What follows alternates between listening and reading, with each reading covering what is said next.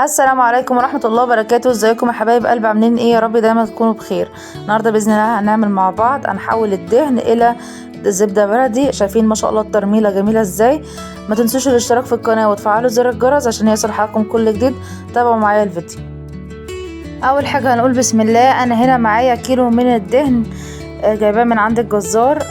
قطعة الدهن ديت بتكون فيها زي كيس شفاف كده او زي جلدة كده عليها. ببتدي ان انا اعينها بالشكل ده وابتدي ان انا اقطعها بالشكل ده. بعد كده بعد ما قطعناها بالشكل ده هنبتدي ان احنا نسيح الدهن على النار بالشكل ده. ما ننساش نصلي على سيدنا محمد ونقول اللهم صل وسلم وبارك على نبينا محمد وعلى اله واصحابه اجمعين. وابتدي اسيب الدهن على نار عالية لغاية ما يوصل معانا للمرحلة ديت. كده خلاص اتحول معانا للسمنة البلدي. ابتدي ان انا اجيب كوبايتين من لبن بخيره. لبن البخير هنا حاجة نظيفة جدا، لما بتحط على الدهن بيحوله لسمنة بلدي، بيخلي طعمها جميل جدا. على الكيلو الدهن بنزل عليها كوبايتين من اللبن وابتدي ان انا اقلبها كويس بالشكل ده. في المرحلة ديت بنستمر في التقليب، ما بنسيبش الحلة خالص، لازم نقف جنب منها علشان الخاطر اللبن ما يفرش مننا ويبهدل الدنيا. بعد كده نبتدي ننزل عليهم بمعلقتين من الملح بالشكل ده واقلبهم كويس بالشكل ده. بجد يا جماعة الدهن الحيواني ده بيكون حاجة مفيدة جدا بعيدا عن السمنة المهدرجة. بعد كده ابتدي ان انا اضيف عليها نص معلقة من الكركم.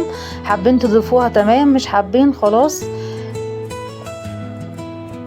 شايفين ما شاء الله كده خلاص الدهن استوى معانا، ما بقاش فيه بخار من طالع من اللبن ولا في اي حاجة. خلاص كده المية اللي كانت فيها خلاص نشفت. كده خلاص استوى معانا. ابتدي ان انا اصفيه بالشكل ده. اجيب صفايه وابتدي ان انا اصفيها بالشكل ده.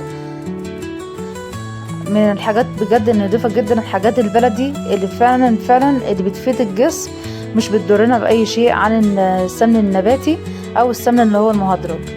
شايفين ما شاء الله جميله ازاي؟ ده كده شكلها بعد ما هو تماسك مع نفسه لما سبته على الرخامه. شايفين ما شاء الله؟ شايفين الترميلة عاملة ازاي؟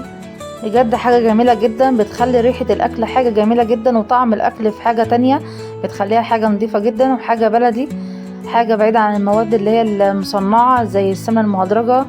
يا رب الفيديو يكون عجبكم. لايك وشير، واشوفكم في فيديو جديد في حفظ الله.